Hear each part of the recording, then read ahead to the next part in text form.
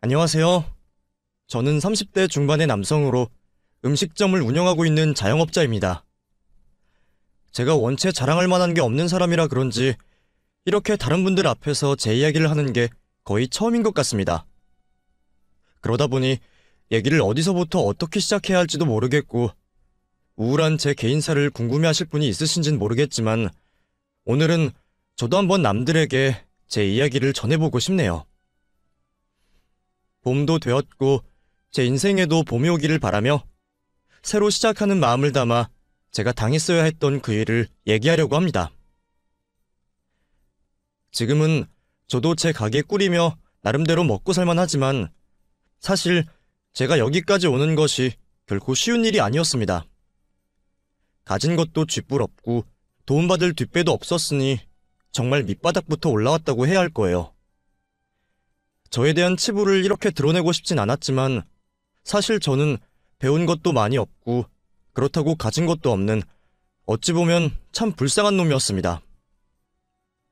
가족이라고 할 사람도 누나 하나뿐인지라 부모 없다고 멸시도 많이 받고 자랐기에 별로 내세울 만한 가정사는 아니긴 아니죠.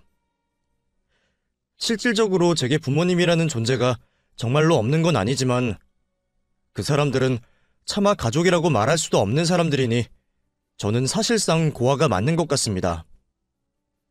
물론 그래도 누나 덕분에 모자람 없이 자랄 수 있었지만 어쨌거나 제게 부모라는 존재는 없는 것과 마찬가지이며 제 스스로도 저를 고아라 여기며 살았습니다. 어쩌면 차라리 고아로 난 것이 낫겠다 싶을 때도 있었어요.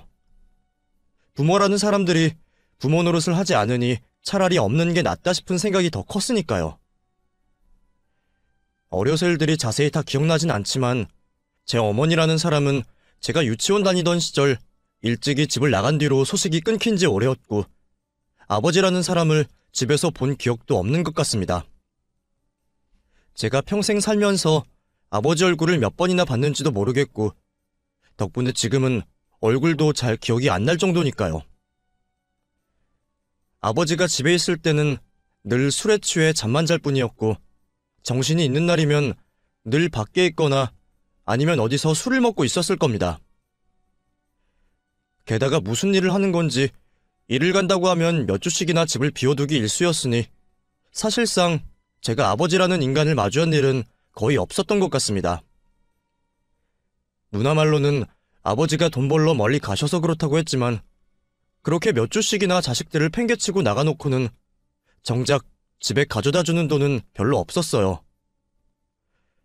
저야 그 당시 돈의 값어치를 제대로 알만한 나이가 아니었기에 누나가 생활비로 얼마를 썼는진 모르겠지만 우리 누나가 항상 달력 뒷장에다가 알뜰살뜰 가계부를 써가면서도 늘 10원 한 장 아까워했던 걸 보면 아버지가 가져다 주신 생활비가 절대 많은 돈은 아니었던 게 확실하겠죠. 그런 상황에서도 저는 누나 덕분에 밥 한 번 굶지 않고 잘 자랄 수가 있었습니다. 동사무소에다가 지원 신청을 넣어서 쌀이나 김치는 동사무소에서 얻어다 먹었었고 누나가 워낙 살림을 잘 꾸리기도 했었어요. 누나는 저보다 9살이 많았는데 당시 고등학생이라 저에게는 누구보다 어른 같았지만 지금 생각해보면 누나도 누군가를 책임지기에는 너무 어린 나이였다 싶습니다. 그게 다 무책임한 아버지 때문이었지만 누나는 불평 한 번 없이 저를 돌봐왔습니다. 누나는 제게 엄마이자 유일한 보호자였고 세상에 전부나 다름없었습니다. 누나도 저를 참 많이 사랑해주고 아껴줬었네요. 하지만 그런 돈독한 사이에 우리 남매는 사실 반쪽짜리 남매일 뿐이었습니다. 저와 누나는 이복남매로 서로 어머니가 다른 자식들이었죠. 저희 아버지가 결혼을 2번 하셨거든요. 어른들의 자세한 사정은 모르지만 저희 엄마와 똑같이 누나의 엄마도 어느 날 집을 나갔다고 들었습니다. 엄마라는 사람들이 자식들 버리고 도망가는 게 자식 입장에서는 그리 이해되는 일은 아니지만 애당초 아버지 같은 사람이랑 어떻게 살았을까 생각하면 그게 다 어머니들 문제가 아니라 아버지 문제였나 싶습니다. 어쨌든 누나의 친어머니는 누나가 초등학교 들어가고 얼마 지나지 않아서 갑자기 집을 나가셨다고 들었습니다. 어느 날 학교에서 집으로 돌아오니 짐가방 하나 달랑 들고 나가셨다는데, 그래서 마지막 인사도 하지 못하고 헤어졌다고 하더라고요. 그렇게 하루아침에 누나의 친어머니가 집을 나가게 되고 얼마 지나지 않아 아버지는 누나의 새어머니를 데려오셨습니다. 아마 호랩이 혼자 애를 키우려니 못하겠다 싶으셨겠죠. 그래서 저는 두 분의 결혼이 애정으로 이루어진 사이는 아닐 거라 생각합니다. 아버지는 빈자리를 채우기 위해 제 친엄마를 집으로 데려오셨고, 그 뒤로 어린 누나는 새어머니 손에 자라게 되었습니다. 어려서 그런지 한창 엄마 손을 탈 나이라 그런지 누나는 새어머니에 대한 거부감 없이 어머니를 아주 좋아했다고 했어요. 사실 8살이면 이전 기억이 그리 많을 나이가 아닐 테니 누나도 친어머니에 대한 기억은 별로 없었을 거고, 오히려 새어머니와의 추억이 더 많다고 하더군요. 그렇게 새어머니가 생기고 얼마 뒤 저희 엄마는 저를 가지셨습니다. 누나는 어머니가 동생을 가졌다는 말에 뛸 듯이 기뻤다고 했습니다. 누나에게 가족이라는 존재가 그렇게 애틋했던 거였겠죠. 그렇게 누나에게는 9살 어린 동생이 생겼고, 어려서부터 저를 참 잘 챙겼습니다. 누나는 저를 누구보다 아끼고 보살펴 주었고, 저도 그런 누나가 참 좋았습니다. 누나가 저보다 9살이 많았기에 제게 누나는 늘 어른 같았고, 부모님의 빈자리를 채우는 저의 유일한 보호자였습니다. 무책임한 부모들 덕에 저나 누나나 방치되어 자란 탓인지 누나는 어린 동생을 거의 자식처럼 키우다시피 했습니다. 정말 엄마처럼 저를 씻기고 입히고 먹이며 키웠고, 심지어는 저희 학교에도 아버지 대신 와주며 보호자 노릇을 정말 톡톡히 했네요. 자기도 한창 보호받아야 할 나이에 더 어린 동생을 챙긴 것을 보면 지금도 가슴이 아프지만, 그래도 저는 누나 덕분에 별 걱정 없이 잘 자랄 수 있었던 것 같습니다. 하지만 누나의 고생은 거기서 끝이 아니었습니다. 누나가 고등학교를 졸업하고 성인이 되자 아버지는 언젠가부터 생활비도 제대로 가져다 주지 않고 연락도 점점 뜸해지더니 2달, 3달 장기간 연락이 없다가 결국 사라지듯 집으로 돌아오지 않게 되었습니다. 갑자기 끊겨버린 아버지의 소식에 저는 걱정이 되기보다 화가 났었죠. 분명히 무슨 일이 생긴 것이 아니라 우리를 버린 것이 틀림없었어요. 평소에도 누나가 20살만 되면 시집을 가던 취직을 하던 해서 자기 앞가림하라던 아버지였는데, 누나가 20살이 되어 곧장 일을 시작하자 더 이상 집에 돈 가져다 주기가 싫었던 모양입니다. 그래봤자 사회초년생이 벌어야 얼마나 번다고 어린 저까지 누나에게 떠넘기고 자기는 자취를 감춰버렸네요. 당시에는 누나도 내심 걱정도 되고 저 때문이라도 아버지를 찾아야겠다 싶었던 모양입니다. 그렇게 여기저기 물어가며 경찰서까지 가서 연락처를 알아보고 다녔는데, 그렇게 어렵게 아버지를 찾고는 그냥 빈손으로 돌아왔다 하더라고요. 알고 보니 아버지는 그 사이 다른 동네에서 새 살림을 차리셨답니다. 그 얘기를 10여 년 뒤에야 듣고 참 기가 막히더군요. 세월이 이렇게 많이 지나 이미 아버지의 존재도 잊어버린 제가 들어도 기막힌 일인데, 그걸 당시에 직접 두 눈으로 목격해야 했던 저희 누나는 얼마나 비참하고 허망했을까요? 저보다는 누나가 부모님에 대한 애정이 더 많았을 테니 그 배신감도 저보다 더 많지 않았을까 싶습니다. 그래서 저희는 완전히 버려진 채 서로만을 의지하며 살아가야 했습니다. 누나는 그런 비참한 현실을 제게만은 알리고 싶지 않았던 것 같습니다.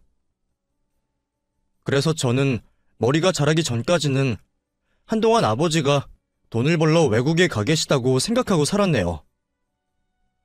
저도 나이 들고 세상을 알아가면서 눈치도 생기고 상황을 인지할 수밖에 없었지만, 그래도 누나가 제게 했던 그 거짓말이 저를 위한 선의의 거짓말이라는 것은 잘 알고 있었습니다. 혹여나 어린 제가 부모 없다고 무시당하거나 고아 소리 들을까 전전긍긍했으니까요. 하지만 그런 저희 누나의 노력에도 세상 사람들은 저를 고아라 업신여기고 저의 작은 실수에도 부모가 없어서 못 배워 그런 거라며 비웃기만 했습니다. 세상의 그런 편견과 시선은 저를 비참하게 만들었고, 한창 질풍노도의 사춘기 시절 저는 원치 않는 방황을 하기도 했습니다. 애초에 머리가 그렇게 좋지도 않았고 돈 때문에라도 대학 갈 생각은 없었기에 고등학교만 졸업하면 취업이든 군대든 가려고 생각했었죠. 그러다 보니 꿈도 미래도 없이 그냥 또래 친구들과 어울려 다니는 게 즐거웠습니다. 공부를 안 하는 고등학생들이 거리를 배회하다 보면 원치 않는 일에 휘말리기도 하는 법이죠. 애초에 그런 친구들과 어울려 다니고 오해받을 짓을 안 했으면 그런 일이 없었겠지만 저는 정말 운이 없게도 어른들의 오해를 사게 되었고 난생 처음으로 경찰서를 가보기도 했습니다. 저는 그냥 친구들 따라 노래방을 갔을 뿐인데 우리 중에 한 놈이 노래방 카운터 돈에 손을 댔고 그걸 알아차린 노래방 주인의 신고로 우리는 전부 경찰서로 끌려갔습니다. 경찰들과 가게 주인은 우리 전부를 공범으로 보았고 저는 그 상황이 무척이나 당황스러웠습니다. 그래도 초범이기도 했고 돈이 고스란히 주머니에 있었기에 상황은 조용히 일단락되는 듯 보였지만 저에게만은 그것이 끝이 아니었습니다. 미성년자였기에 다들 보호자가 와서 데려가야 하는 상황이었는데 하필 그 중에 부모가 없는 사람이 저 혼자였고 저희 누나는 당시에 일이 늦은 시간 끝나는지라 저는 괜히 걱정시키기가 싫어서 끝나고 경찰서로 데리러 와달라는 문자 한 통만을 남겨놨습니다. 그리고 그 자리에 앉아 한참을 기다려야 했죠. 그렇게 다른 친구들은 모두 부모님이 오셔서 집으로 돌아가고 있는데 저와 주범인 그 친구만 경찰서에 남아 있었습니다. 그 친구는 무슨 사정인가 했더니 집에 연락했다가 호되게 혼이 날까 무서워 연락을 못하고 있었더라고요. 그 와중에도 자기가 잘못해놓고 혼날까 걱정하는 놈을 보며 참 배부른 고민한다 싶었는데 그래도 결국 집을 가긴 가야겠는지 어머니를 불렀더라고요. 그 친구의 어머니가 불이 나게 달려오시면서 대뜸 저한테 난리를 치시는 겁니다. 아니, 우리 애가 뭘 잘못했다고 여태 잡아놔요, 잡아놓길. 저기 저 고아놈이 그런 거 아니에요. 그러게 엄마가 쟤랑 다니지 말랬잖아. 애미애비 없는 새끼는 티가 난다니까. 그 친구 어머니는 평소에도 제가 마음에 안 드셨던 건지 앞뒤 사정도 모르시며 저를 범죄자로 몰아가시더군요. 저는 주범인 그 친구가 해명이라도 해줄 줄 알았는데 자기 엄마한테 혼나는 게 싫었던 건지 은근히 동조하면서 자기 어머니를 달래더라고요. 그런데 하필이면 그 상황에 저희 누나가 그 광경을 본 겁니다. 우리 누나야 늘 남들 앞에서 고개 숙이는 사람이니 그때도 앞뒤 재지 않고 그 아줌마한테 죄송하다 하더군요. 죄송합니다. 누나가 왜 죄송하다 그래? 내가 잘못한 거 아니야. 저 새끼가 돈 훔치다가 걸려서 우리까지 덤태기 쓴 거라고. 뭐? 예. 그냥 잘못했다 하면 넘어갈 일을 왜 우리 애를 끌어들여? 너 우리 집이 어디 사는지나 알고 그런 소리 하는 거니? 돈을 훔치면 너 같은 거지 새끼가 그랬겠지. 우리 애는 용돈을 100만 원씩 받는데 뭐가 아쉬워서 그런 짓을 하겠니? 이놈이 잘못을 했으면 반성을 해야지 남한테 뒤집어 씌우고 말이야. 너 진짜 혼나고 싶어? 아 진짜 아니라고요. 아 진짜야. 너 제대로 얘기해. 네가 훔쳤잖아. 됐어. 하여간에 부모 없는 애들은 왜 이렇게 염치도 모르고 분수도 모르는지. 그러게 엄마가 돈 없고 못 배운 애들이랑 다니지 말랬잖아. 네가 똥을 가까이 하니까 괜히 똥물이 튀기는 거야. 그날 저는 정말 평생 잊지 못할 모욕을 들었습니다. 애초에 그런 것들이랑 어울린 내가 잘못이다 싶었지만 내가 고아에 가난하다고 내게 편견을 가지고 생각하는 어른들과 세상이 참 무서웠습니다. 공정해야 할 경찰들이나 또래 자식 키우는 그 아줌마까지 어쩌면 다들 그렇게 추악한 생각을 가지고 있는지 말이에요. 그날의 일은 제게 큰 상처로 남았고 그 상처는 제가 앞으로를 살아가는 원동력이 되었습니다. 저의 결백을 믿어주는 것은 누나밖에 없었어요. 하지만 누나가 제게 그러더군요. 어른이 되어 세상을 나가면 그 아줌마보다 더 못되고 나쁜 사람들이 넘치고 세상은 우리 같은 약자들에게 결코 호락호락하지 않다고 말이에요. 앞으로 세상을 살면서 이보다 더 추잡하고 상처받을 일들이 많을 텐데 이런 걸로 오래 신경 쓰지 말라고 말했죠. 씁쓸한 표정으로 그 얘기를 하는 누나의 표정을 보니 저는 더 이상 화를 낼 수가 없었습니다. 누나는 나를 위해 함부로 고개를 숙일 만큼 얼마나 많은 수모를 당했을지 저는 그때서야 조금이나마 알 수 있었던 것 같네요. 그래도 그날의 일이 제게 평생 못 잊을 일이 되었고 덕분에 저는 새로운 목표를 가지게 되었습니다. 다시는 그런 무시를 당하지 않기 위해서 내가 할 수 있는 일을 하자고 말이에요. 고아라는 사실은 내가 어떻게 할 수 있는 일이 아니니 그렇다면 가난한 거지라는 오명이나마 벗어보자고 생각했습니다. 돈이라는 게 쉽게 굴러들어온 건 아니지만 그래도 뭐라도 하다 보면 무시 안 당하고 살 정도는 되지 않을까 싶었거든요. 그 뒤로 저는 아르바이트를 시작했고 악착같이 돈을 아꼈습니다. 당시에 학생 신분으로 아르바이트를 구하는 것이 쉬운 일은 아니었지만 일만 시켜준다면 어떤 일도 마다하지 않고 일을 다녔습니다. 어차피 잠이야 학교 가서 자면 되니까 뭐라도 해서 돈을 벌어야겠다 싶었어요. 돈이 있어야 우리 누나 고생도 덜 시키고 돈이 있어야 더 이상 무시당하지 않고 살겠다 싶었죠. 그제서야 조금 철이 든 저는 그 뒤로 한 번도 몸을 쉬었던 적이 없는 것 같습니다. 군대에 있었던 2년 동안에도 시간이 아까워서 이것저것 자격증 따고 뭐라도 돈으로 만들 궁리를 했었습니다. 그렇게 쉴 새 없이 살아온 저는 제대 후에도 여러 가지 일을 하며 돈을 모았고 제 통장에는 5천만 원이라는 거액이 찍히게 되었습니다.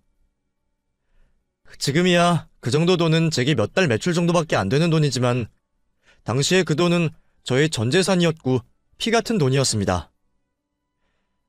돈을 벌어야겠다는 막연한 생각에 무작정 돈을 모으기는 했지만 사실 제가 열심히 돈을 모았던 것은 다른 이유가 또 있었습니다.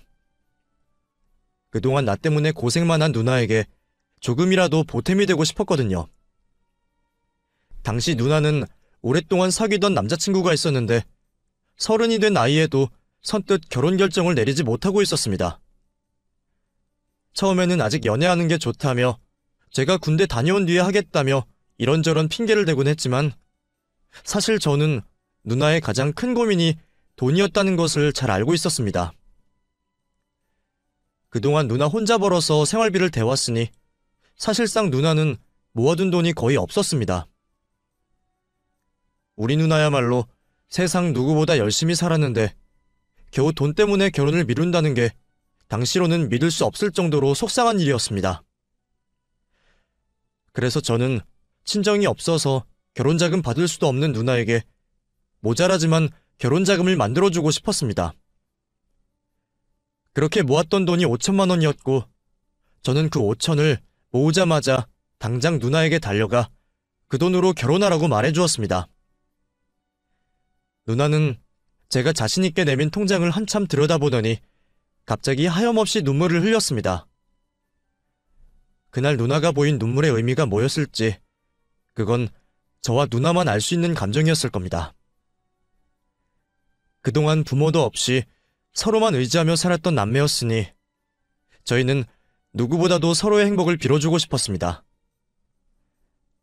누나도 저의 그 마음을 알아준 건지 평소라면 제게 10,000원 한 장 받기 싫어하던 누나도 그 통장만큼은 별말 없이 고맙다며 받아주었고 누나는 그 이듬해 무사히 결혼식을 올릴 수 있었습니다. 정말 제 돈 때문에 결혼을 했다고 생각하진 않지만 그래도 누나의 짐을 좀 덜어주지 않았을까 생각합니다. 어린 줄만 알았던 동생이 그만큼 철이 들었고 뭔가를 할 수 있다는 것을 보여줬다고 말이죠. 그 뒤로 누나는 예쁜 아들, 딸도 낳고 참 행복한 결혼 생활을 이어갔습니다. 저도 누나에게 걱정 끼치기 싫은 마음에 어느 때보다 열심히 살았고 다시 열심히 돈을 모아갔습니다. 그러다 몇 년 뒤 정말 운 좋게도 일하던 가게의 사장님에게서 작은 가게를 인수받을 수가 있었습니다. 권리금도 거의 없이 헐값에 가게를 넘겨주신다기에 그동안 모은 돈을 탈탈 털어서 가게를 넘겨받아 그렇게 제가 음식점을 시작할 수가 있었습니다. 물론 테이블 4개짜리 조그마한 가게였지만 당시 제게는 레스토랑 부럽지 않은 깊은 의미가 있었습니다.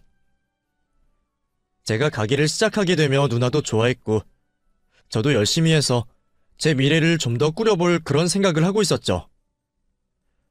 그렇게 해서 돈도 빨리 모으고 결혼도 해야 할 테니 말입니다. 사실 저는 원래 결혼 생각이 없던 사람이었는데 누나가 결혼한 뒤에는 점점 생각이 바뀌더라고요. 가정을 꾸리고 그제야 안정적인 삶을 살아가는 누나를 보며 저도 하루빨리 결혼을 하여 내 가정을 꾸리고 싶다는 기대를 하게 되었던 것 같습니다.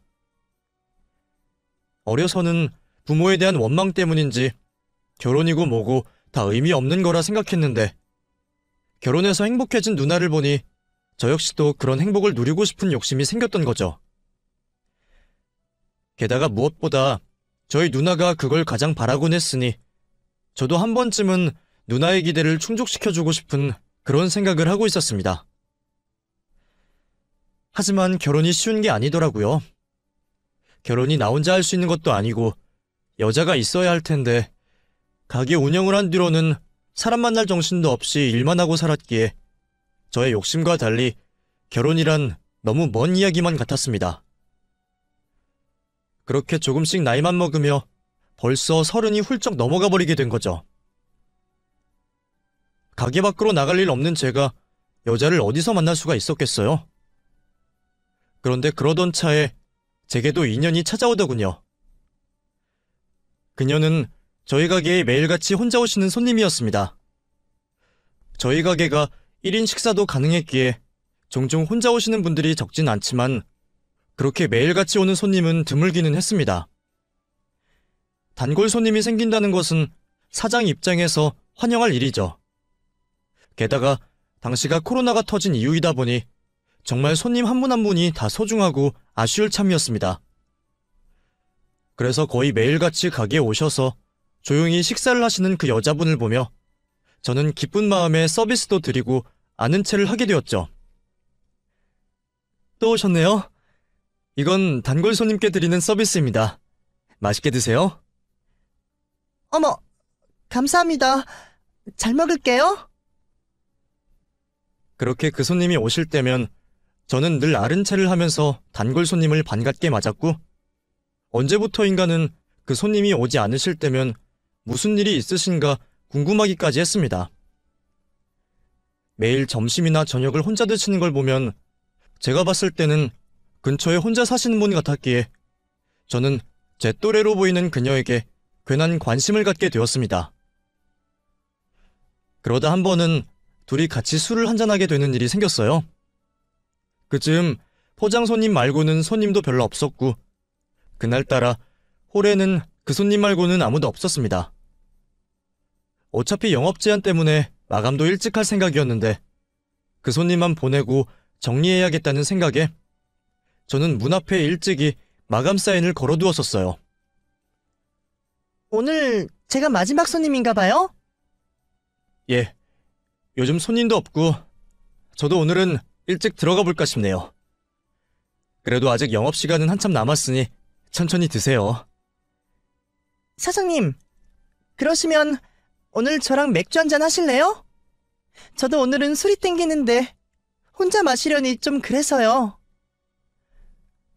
평소라면 당연히 거절했을 그 난감한 제안을 그날은 왜 선뜻 받아들였는지 모르겠습니다. 아마 그녀를 향한 제 관심이 어느새 깊어져 있었는지도 모르겠네요. 그렇게 저는 식사를 하던 그녀 앞에 마주 앉아 맥주를 마시게 되었습니다. 벌써 몇 달째 얼굴을 보고 지내서 그런지 왠지 가까운 사이처럼 편하더군요. 그렇게 맥주를 마시며 처음으로 서로에 대한 인적사항도 나누고 이런저런 사적인 얘기들을 나누게 되었습니다. 아, 그러고 보니 저희 이름도 모르네요. 그래도 단골 손님인데 제가 이름 정도는 알아도 괜찮지 않을까요? 오늘은 술친구이기도 하고요. 저는 박규성입니다. 나이는 33이에요. 저는 김지연이에요. 29살이고요. 29살 지연 씨는 현재 공무원 준비를 하고 있다 말했습니다. 원래 회사를 좀 다니다가요. 오래 못 버틸 것 같아서 2년 전부터 공부 시작했어요. 남들보다 늦게 시작해서 그런지 쉽지가 않네요. 그래서 그런지 오늘 같은 날은 진짜 집에 들어가기가 싫더라고요. 괜히 부모님 눈치도 보이고. 공부를 하면서 압박감이 심한 건지 지연 씨는 나름대로의 고민이 많아 보였습니다. 그렇게 고민 상담을 하듯 얘기를 듣고 있다 보니 저희는 어느새 꽤 많은 얘기들을 나누게 되었네요. 어느새 제 치부라 생각해서 쉽게 하지 않았던 저희 개인사까지 떠들고 있더군요. 그래도 지연 씨는 꼭 합격할 거예요. 저 같은 사람도 이렇게 잘 먹고 사는데요. 저는 부모도 없었고 돈도 없었는데 조금씩 열심히 하다 보니 이렇게 가게도 차리고 잘 살잖아요. 지연 씨는 저보다 더 나으신 것 같은데 너무 자책하지 마세요.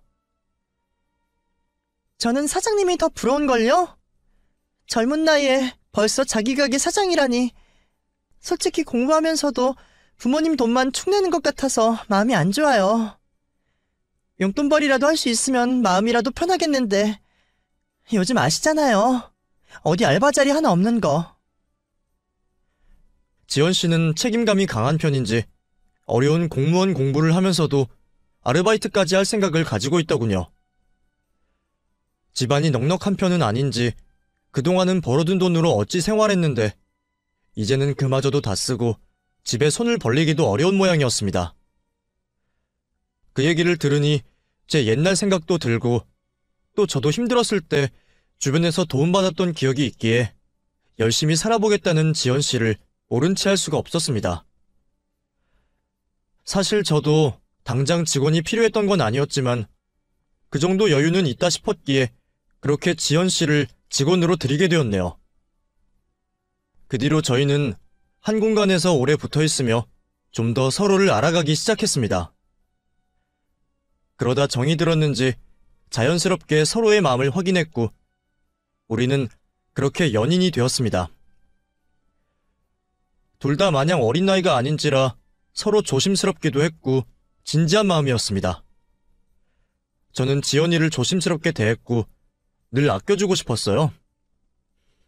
마음 같아서는 해주고 싶은 것도 많고 데려가고 싶은 것도 많았지만 코로나 시국에 데이트는 무리였고 애초에 지연이가 시험 준비하느라 여유가 없기도 했네요. 주말이라도 시간이 되면 좋았겠지만 저도 가게 두 곳을 오고 가며 챙기느라 바쁘기도 했고요. 하나는 누나가 점장으로 있으면서 운영해주긴 했지만 사장은 저였으니 제가 신경 쓸 게 많았거든요. 그렇게 바쁜 와중에도 저희는 연애를 잘 이어갔습니다. 데이트를 자주 하지 못해서 아쉽긴 했지만 그래도 평일 낮이면 가게에서 둘이서만 내내 붙어 있을 수 있었으니 그 정도로 만족해야지 싶기도 했어요. 그래도 아쉬운 것은 아쉬운 것이었습니다. 지연이는 집이 엄한 탓에 가게 일이 끝나면 곧장 집으로 들어가야 했는데 가끔 밤 산책이라도 하고 싶었던 저는 그게 못내 아쉬울 수밖에 없었어요. 연애를 한다면서도 늘 떨어져 있어야 하고 아쉬움이 커서 그런지 왠지 더욱더 결혼이 절실해지더군요. 완전히 사랑에 빠져버렸던 저는 그렇게 지연이와 결혼을 결심하고 있었습니다. 그렇게 제가 결혼 얘기를 꺼내니 지연이는 한 가지를 약속해달라 말했습니다. 나 결혼하면 이 요 좀 내가 맡으면 안 될까? 뭐? 그건 지금 누나가 관리하고 있는데. 지연이 너 공무원 준비는? 내가 공무원 욕심 있어서 시험 준비하는 것도 아니고 솔직히 결혼하면 가게도 우리 거 아니야? 그럼 내가 굳이 시험 준비할 이유가 뭐 있어? 차라리 오빠 도와서 가게 열심히 꾸리는 게 낫지. 오빠도 믿을 사람이 없어서 누나한테 맡긴 거라며. 그럼 내가 하는 게 낫지 않겠어? 애초에 매형 벌이가 좋아서 누나가 돈을 벌어야 할 상황은 아니었지만 조카들이 커가면서 누나가 적적해하기도 했고 또 그만큼 믿을 사람이 없기에 제가 먼저 부탁했던 일이었습니다. 그래서 제가 누나에게 직원처럼 월급을 주고 매출은 제가 따로 관리했었어요. 원래 그 돈도 안 받겠다는 걸 제가 억지로 쥐어줬었죠. 저희가 결혼하면 지연이가 관리해도 되니 그 말도 맞지만 그래도 누나가 여태 나를 도와준 게 있는데 그렇게 해도 되나 싶긴 하더군요. 하지만 지연이가 공무원 시험이 스트레스가 큰지 계속 그만두고 싶다 말을 하니 저도 고민이 될 수밖에 없었습니다. 결국 누나와 상의하여 그렇게 하기로 했고 그 말에 지연이는 이제 시험 준비도 관뒀겠다. 하루빨리 결혼하고 싶다며 결혼을 서두르자 하더군요. 그렇게 저희는 그 뒤로 급하게 결혼을 준비하게 되었죠. 부부 사이에 가게 명의를 굳이 넘겨달라는 게 의아하긴 했지만 자기도 자기 이름으로 된 무언가가 있으면 싶다는 말에 흔쾌히 그렇게 해주기로 했습니다. 서류 정리하고 세금 문제도 있으니 그건 신혼여행을 다녀온 뒤에 정리를 하기로 하고 준비를 다 마쳐놨습니다. 기다리고 기다리던 대망의 결혼식 날, 저는 떨리는 가슴을 주체하지 못했습니다. 코로나 때문에 인원 제한이 걸려 몇 안 되는 하객들 앞에 식을 올리는 거였지만 사람들 숫자와 상관없이 너무나 떨리더군요. 심장이 너무 뛰는 바람에 청심환을 몇 개나 먹었는지 모르겠습니다. 그렇게 결혼식이 시작되기를 기다리다 보니 어느새 신랑 입장할 차례가 되었지 말이에요. 안내자의 말에 따라 입장을 기다리고 있는 그 순간 문이 열림과 동시에 갑자기 뒤에서 웬 남자가 휘적휘적 걸어오더니 그 남자가 제가 들어가야 할 제 결혼식장으로 들어가는 것이 아닙니까? 저와 다른 사람들은 나 대신 노래에 맞춰 신랑 입장을 하는 그 사람을 보며 차마 말릴 생각도 하지 못하고 그 광경을 한참 보고만 있었습니다. 안에 계시던 하객들은 갑자기 다른 신랑이 들어오는 것을 보고 얼마나 당황스러우셨을지 웅성거리는 소리에 그제서야 정신을 차렸네요. 처음에는 웬 바보 같은 남자가 결혼식장을 착각했구나 싶었습니다. 그 사람도 저처럼 정장을 잘 차려입었기에 남의 결혼식에 길을 잘못 들었다 생각했죠. 그런데 그 남자는 제대로 찾아왔던 거였습니다. 왜냐면 지연이가 그 남자를 보자마자 당황하는 것을 보았기 때문이죠. 두 사람이 무슨 사이인지 알아차리기도 전에 그 남자가 제 아내를 보며 울분을 내뱉듯 말을 뱉어냈습니다. 연성이 연하엄마, 이제 제발 정신 차리고 집으로 돌아와. 집에서 어린 자식들이 기다리잖아. 그 남자가 내뱉은 한마디에 결혼식장은 순식간에 아수라장이 되었습니다. 그리고 그 남자의 말에 제 아내는 드레스를 입은 채로 결혼식장을 빠져나가 도망을 치고 말았습니다. 정말 한순간에 일어난 믿을 수 없는 광경에 하객들은 물론이고 그날의 신랑이 되어야 했던 저까지도 큰 충격을 받고 말았습니다. 애들이 엄마를 기다린다니 그 얘기에 저는 망연자실하여 그 자리에 굳어있을 수밖에 없었죠. 저만큼이나 망연자실한 표정을 한 그 남자는 그런 제 모습을 보고 제게 설명을 했습니다. 미안합니다. 그쪽한테는 본의 아니게 상처를 준 것 같네요. 하지만 이렇게밖에 할 수 없었던 제 사정도 좀 이해를 해주십시오. 저도 피해자이고 당신도 피해자잖아요. 우리 모두 저 여자한테 속았다고요. 그럼 당신이 지연이 남편이라는 그런 얘기인가요? 지연이라니요? 그 여자가 자기 이름이 지연이라 그러던가요? 예? 그럼 이름이 지연이가 아니에요? 29살 이지연이 아니라고요? 설마 이름이랑 나이까지 속이는 줄은 몰랐네요. 우리 와이프 35이에요. 이름도 이지연이 아니라 이지선이고요. 지연이는 처제 이름인데 아마 처음부터 작정하고 속였나 보네요. 알고 보니 그동안 제가 알고 있던 모든 것들이 다 거짓이었더군요. 이름도 나이도 가짜였고 심지어 자식이 둘이나 있는 유부녀였습니다. 공무원 시험이며 집안 형편이 어렵다는 얘기도 다 거짓말이었어요. 그동안 제게 보여줬던 신분증도 동생 거였고 모든 말이 거짓말이었네요. 그 남자에게 모든 자초지종을 듣게 된 저는 그제서야 이상했던 점들이 떠오르게 되었습니다. 서른을 코앞에 둔 여자가 집안이 엄하다고 쏜살같이 집으로 들어가는 거며 상견례 날 부모님들이 왠지 어색해 보였던 것 하며 그제서야 식장을 둘러보니 장인 장모라는 사람들이 이미 사라져 있고 없더군요. 아마 역할대행 같은 가짜 부모가 아니었나 싶습니다. 지금 생각하면 다 이상한 점들 투성이었는데 그때는 어떻게 그런 것들을 다 모르고 지나갔을까요?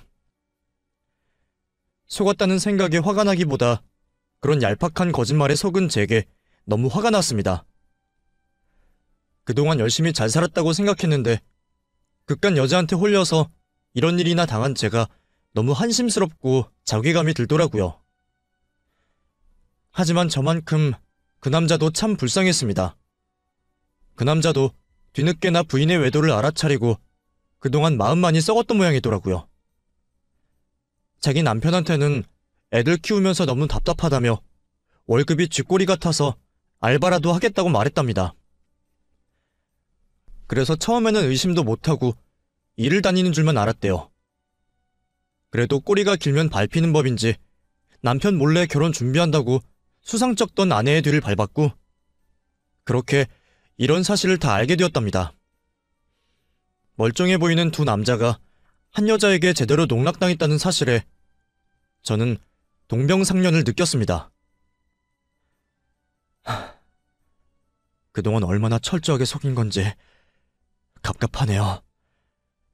아시다시피 저도 고의는 아니었지만 본의 아니게 상황이 이렇게 되어 참 죄송하게 생각합니다.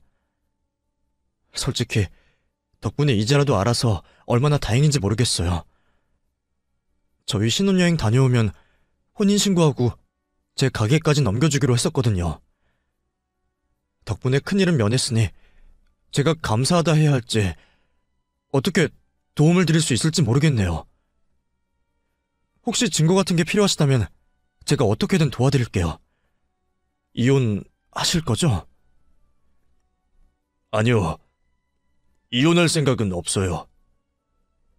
오늘도 제가 이렇게 결혼을 막은 건 애들 엄마가 집으로 돌아오기를 바라서였어요.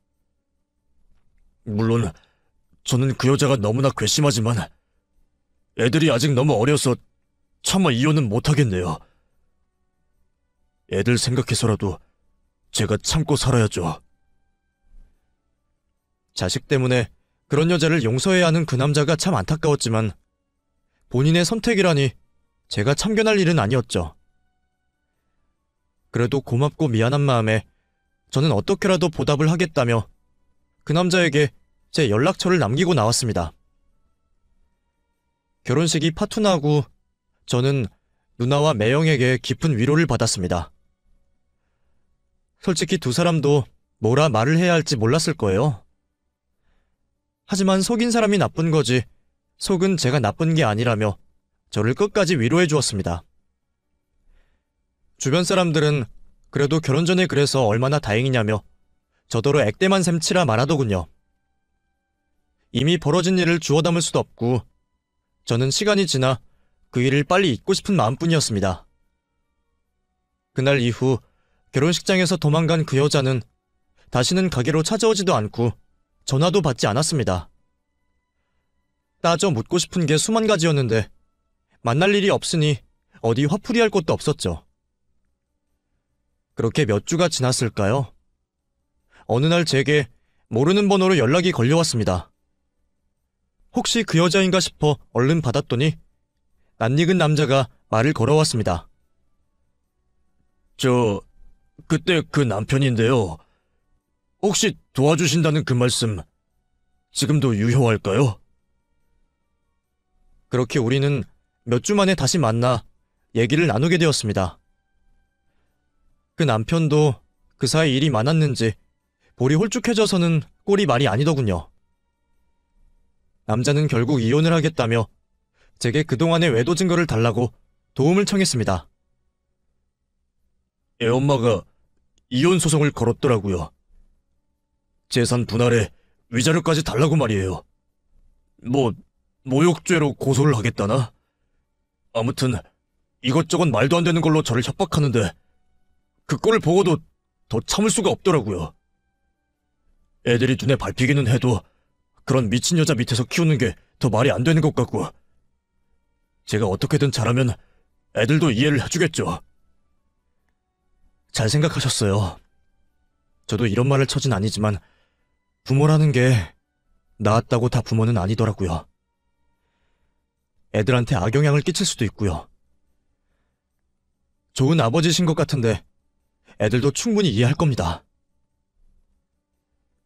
그렇게 저는 좋은 아버지인 그 남자를 도와주려 그동안 그 여자와 나누었던 문자, 통화며 사진들까지 모두 증거로 넘겨주었고, 저 역시도 그 여자를 혼인빙자로 고소하게 되었습니다. 똥말받다 치고 잊고 넘어가려 했는데 고약한 그 심보에 제대로 혼내줘야겠다 싶더군요. 그렇게 저는 그 여자에게 썼던 데이트 비용이며 결혼 준비 비용을 청구하여 합의금을 받아낼 수 있었고, 그 여자는 남편에게 소송당하여 아이들 친권은 물론이고 되려 위자료를 뱉어내야 했습니다. 법정에서 억울하다고 악다구니를 썼다는데 끝까지 반성이 없는 듯 보였죠. 그 뒤로 그 남자는 아이들을 데리고 부모님 댁 근처로 이사를 갔다고 들었습니다. 나중에 상황이 정리되고 얘기를 들으러 한번 만나긴 했지만 좋은 일로 만난 사이도 아닌지라 결국 연락은 끊기게 되었네요. 두 남자 모두 큰 상처를 받았지만 이로써 무사히 정리가 된 게 아닌가 싶습니다. 그래도 저는 덕분에 일이 벌어지기 전에 끝이 나서 얼마나 다행인가 싶네요. 그렇다고 속아서 상처받은 아픔까지 없던 일이 되는 것은 아니지만 열심히 살다 보면 제게도 또 좋은 인연이 찾아올 것이고, 그렇게 사람에게 받은 상처는 다른 사랑으로 지워질 거라 믿습니다. 그때까지 저도 누나와 가족들과 행복하게 지내며 잘 살아가도록 하겠습니다. 감사합니다.